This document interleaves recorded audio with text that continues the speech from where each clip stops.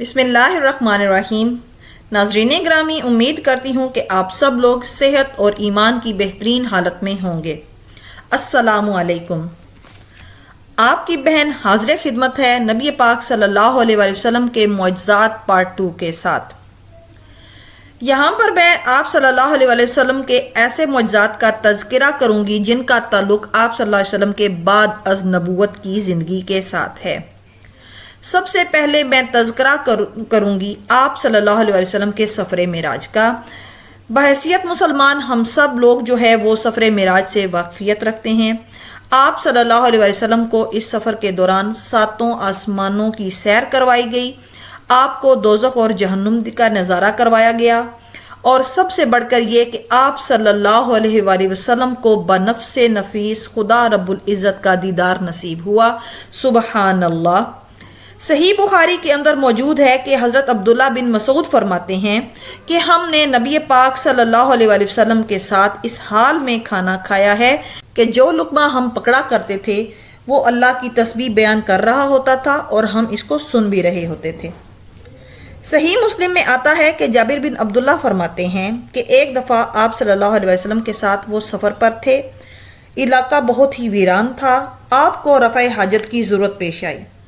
وہاں پر 2 درخت موجود تھے اور وہ آپس میں کافی فاصلے پر تھے، لہٰذا پردے کی غرض سے آپ صلی اللہ علیہ وآلہ وسلم نے دونوں ہاتھوں کو بلند فرمایا اور ہاتھوں کے اشاروں سے ان درختوں کو آپس میں ملایا۔ وہ درخت جڑوں سمیت اکھڑ کر ایک دوسرے کے پاس آ گئے۔ آپ صلی اللہ علیہ وآلہ وسلم کے لیے پردہ کیا اور آپ نے ان درختوں کی اوٹ لے کر اپنا مقصد پورا کیا، اور پھر فارغ ہونے کے بعد اسی طرح ہاتھ کے اشارے سے ان کو اپنی جگہوں پر واپس بھیج دیا۔ اب سوچیں جو بندہ یہ منظر اپنی آنکھوں سے دیکھے گا اس کے ایمان کا کیا لیول ہوگا۔ سبحان اللہ۔ صحیح بخاری اور مسلم دونوں میں موجود ہے کہ حضرت جابر فرماتے ہیں صلح حدیبیہ کے موقع پر ہمارے پاس پانی نہیں تھا، کافی لوگوں سے پانی اکٹھا کیا گیا تو وہ محض 1 پیالے کی مقدار پانی اکٹھا ہوا۔ آپ صلی اللہ علیہ وآلہ وسلم کے گوشے گزار یہ واقعہ کیا گیا تو آپ نے اپنے دستے مبارک کو اس پیالے میں ڈالا تو گویا جیسے آپ کی انگلیوں سے پانی کے چشمے رواں ہو گئے ہوں۔ پانی میں اتنی برکت آ گئی کہ جابر بن عبداللہ فرماتے ہیں کہ ہم اس وقت تقریباً کوئی 1500 لوگ تھے، ہم سب لوگوں نے پانی پیا، لوگوں نے اپنے جانوروں کو پانی پلایا اور مشکیزیں بھی بھر لیے، اور پانی کی مقدار وہی 1 پیالے کے برابر ہی رہی۔ سبحان اللہ۔ اب میرے خیال میں تو یہ معجزہ حضرت عیسیٰ کے معجزے سے بھی بڑا ہے، انہوں نے تو اپنی عصا پتھر پر ماری تھی اور پانی جاری ہوا، اور یہاں تو آپ صلی اللہ علیہ وسلم کے ہاتھوں سے جیسے پانی رواں ہو گیا۔ اسی طرح نبی کریم صلی اللہ علیہ وآلہ وسلم نے آنے والے کئی سالوں کے بارے میں جو پیش گوئی کی وہ ہو بہو ثابت ہوئی اور ایسا ہی ہوا۔ آپ صلی اللہ علیہ وسلم کے وصال کے بعد صحابہ کرام کا ایمان اور ڈٹرمینیشن اسی وجہ سے قائم رہی۔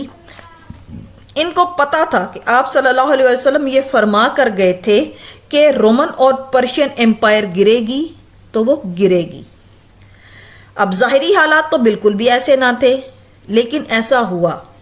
کسی نے سوچا بھی نہیں تھا کہ عرب کی ایک چھوٹی سی قوم اور وہ دونوں اس دور کی سپر پاورز، مسلمانوں کے پاس نہ تو کوئی جدید اسلحہ موجود تھا اور نہ ہی کوئی ریزرو فورس موجود تھی، لیکن دیکھیں آپ صلی اللہ علیہ وسلم کے وصال کے ودن 5 ایئرز رومن اور پرشین امپائرز مسلمانوں کے قدموں میں ڈھیر ہو گئی۔ تو یہ دلیل اس بات کی ہے کہ آپ صلی اللہ علیہ وسلم جو پیش گوئی کرتے تھے وہ واقعات ایسے ہی ثابت ہوتے تھے۔ آپ صلی اللہ علیہ وسلم کے صحابہ کرام کا ایمان، یعنی جو ان کے دل میں آپ کی محبت اور ایمان موجود تھا، وہ بھی کسی معجزے سے کم نہیں ہے۔ حضرت خالد بن ولید کو کون نہیں جانتا؟ وہ ایسے جنگجو تھے کہ جس خطے پر پاؤں رکھا اس کو فتح کر کے چھوڑا۔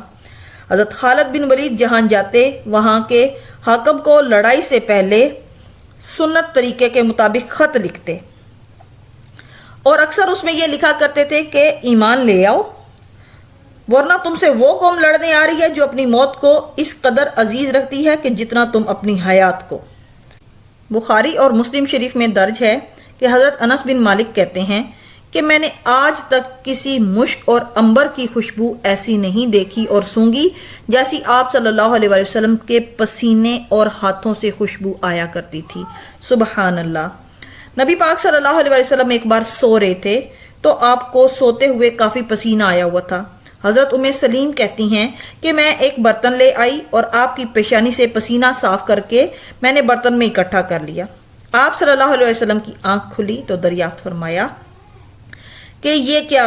میں نے عرض کیا کہ آپ صلی اللہ علیہ وسلم کے پسینے سے بہت پیاری خوشبو آتی ہے، لہٰذا ہم اس کو بطور خوشبو استعمال کریں گے۔ سبحان اللہ۔ بخاری اور مسلم دونوں میں درج ہے کہ غزوہ خیبر کے موقع پر حضرت علی کرم اللہ وجہہ آشوب چشم کے مرض میں مبتلا تھے۔ یہ ایک آنکھوں کی بیماری ہوتی ہے اور بہت زیادہ تکلیف دہ ہوتی ہے۔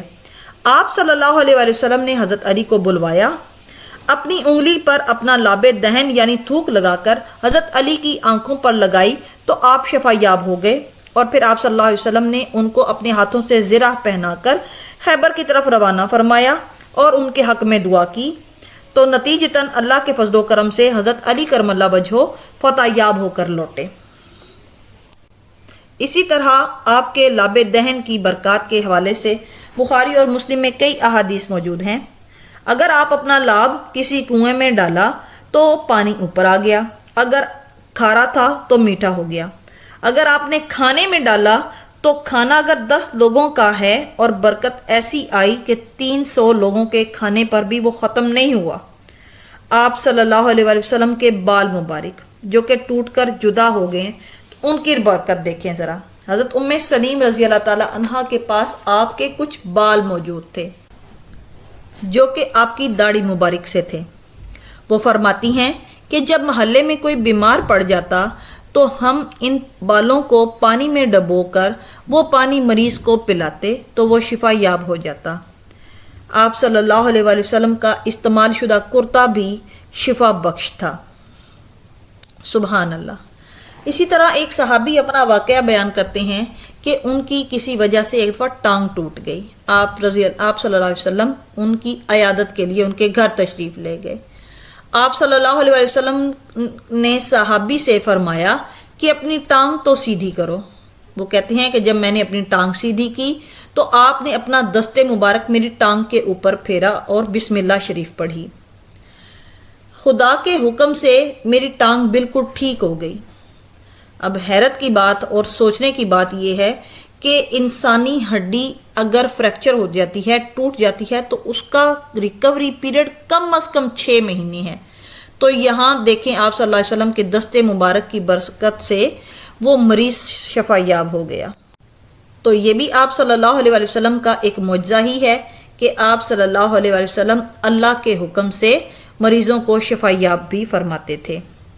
حضور صلی اللہ علیہ وسلم کی ایک خوبی اور معجزہ یہ بھی ہے کہ آپ صلی اللہ علیہ وسلم کا اس دنیا میں کوئی بھی استاد موجود نہیں تھا۔ آپ کو جو بھی علم عطا ہوا وہ براہ راست خدا کی طرف سے عطا کردہ تھا۔ عرب کے بڑے بڑے فصیح و بلیغ لوگ، یہودیوں کے بڑے بڑے علماء اور شاعر آپ کے سامنے بالکل علمی طور پر ڈھیر ہو کر رہ گئے، باوجود اس کے کہ آپ ان پڑھ تھے۔ اسی طرح بخاری اور مسلم میں آتا ہے کہ آپ صلی اللہ علیہ وسلم اپنی پیٹھ کے پیچھے سے بھی دیکھ لیتے تھے۔ آپ صلی اللہ علیہ وسلم نے فرمایا، اپنی صفیں سیدھی رکھا کرو اور نماز خشوع و خضوع سے ادا کیا کرو۔ خدا کی قسم میں پیٹھ پیچھے بھی تمہیں دیکھ رہا ہوتا ہوں۔ یعنی آپ صلی اللہ علیہ وسلم آنکھ کے بغیر بھی پیچھے سے دیکھ سکتے تھے۔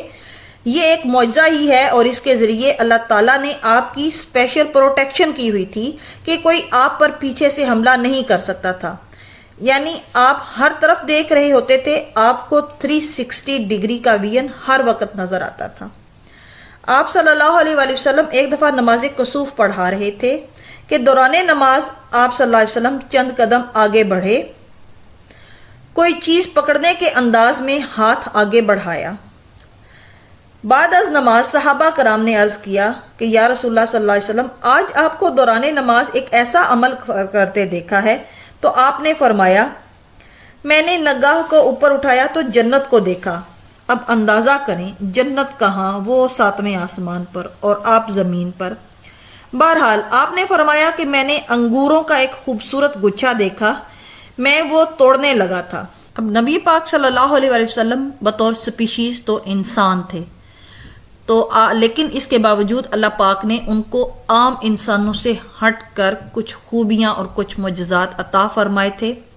اب جو لوگ کہتے ہیں کہ نبی پاک صلی اللہ علیہ وسلم کے ہاتھ ہمارے جیسے، بال ہمارے جیسے، جسم ہمارے جیسا، بات ایک حد تک کی بھی ٹھیک ہے، لیکن آپ صلی اللہ علیہ وسلم ایک عام انسان نہیں تھے، ان کو ایک عام انسان نہیں کہا جا سکتا۔ اللہ تعالیٰ نے آپ کو بہت سی خوبیوں سے نوازا ہوا تھا۔